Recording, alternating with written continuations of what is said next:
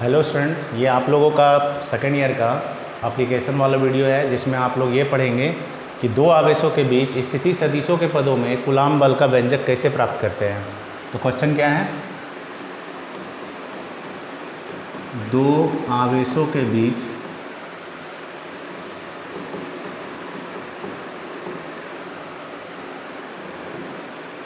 स्थिति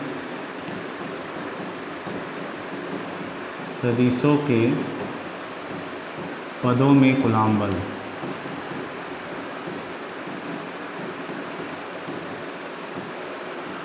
ठीक है, तो पहले हम लोग मान लेते हैं, माना Q1 एवं Q2 आवेश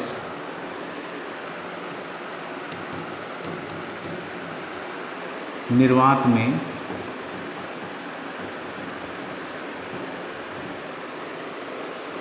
मूल बिंदु से R1 एवं R2 दूरी पर स्थित है।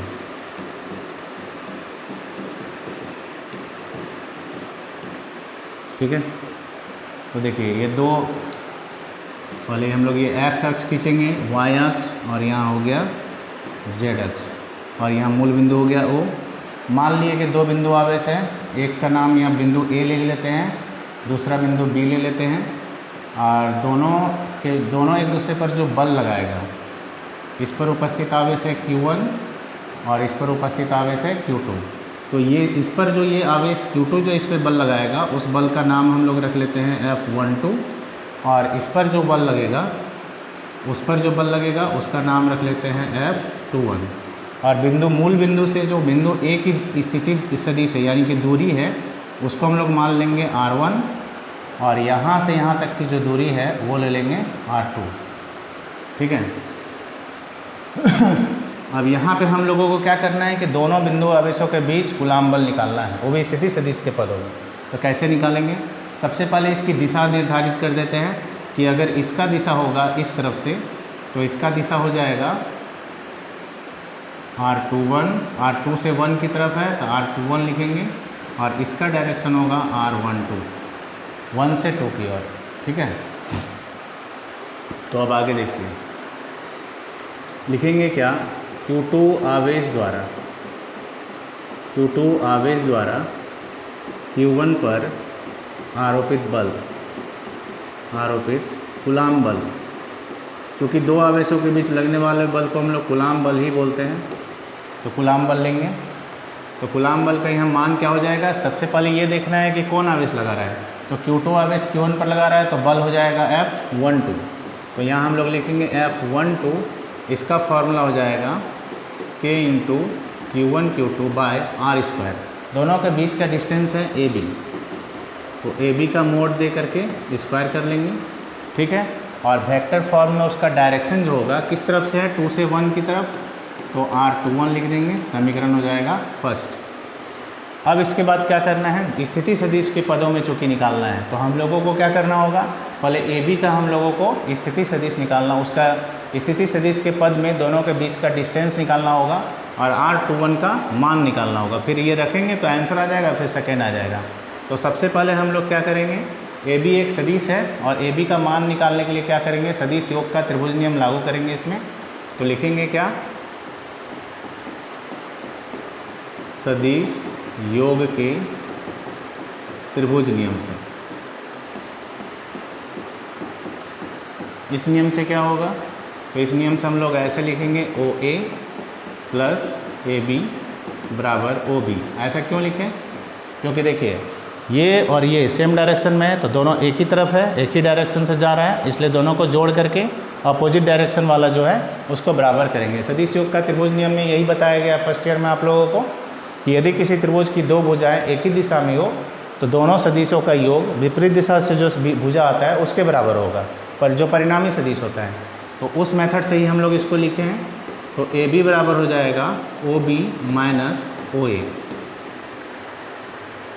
तो अब क्या लिखेंगे फिर, AB बराबर OB का मान क्या है, R2 वेक्टर, और OA का मान है R1 वेक्टर। तो ये ए बी का हो गया आपका सदिश का फॉर्मूला, सदिश का मान हो गया। अब इसी को हम लोगों को वेक्टर फॉर्म में निकालना है। तो इसका डायरेक्शन दोनों है, याद रखना है। ए बी का डायरेक्शन आप R21 और 1 2 दोनों ले सकते हैं, लेकिन आपके पास तो 2 1 है, इसलिए 2 1 डायरेक्शन को निकालना है। तो कैसे निकालेंगे? चूँकि हम लोग पढ़े हैं इकाई सदिश के सूत्र से,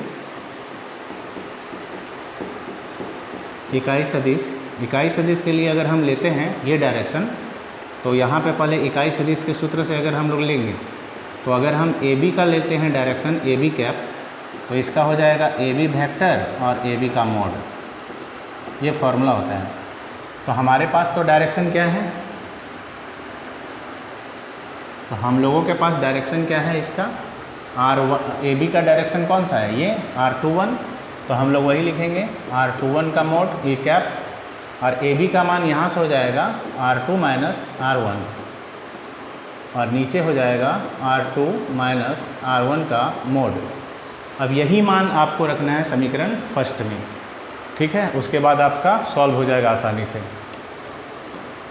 अतः लिखेंगे क्या, F12 वेक्टर के का मान लिख देंगे 1/4 पाई एप्सिलॉन नॉट, और फिर होगा Q1 Q2 bye A B का मान देखिए यहाँ पे लिखा हुआ है R2 माइनस R1, और इसके मोड का स्क्वायर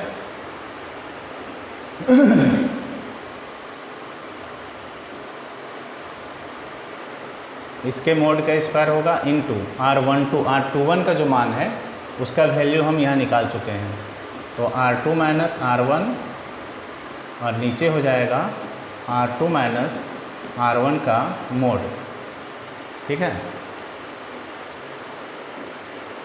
R2 माइनस R1 का मोड, ये हो जाएगा।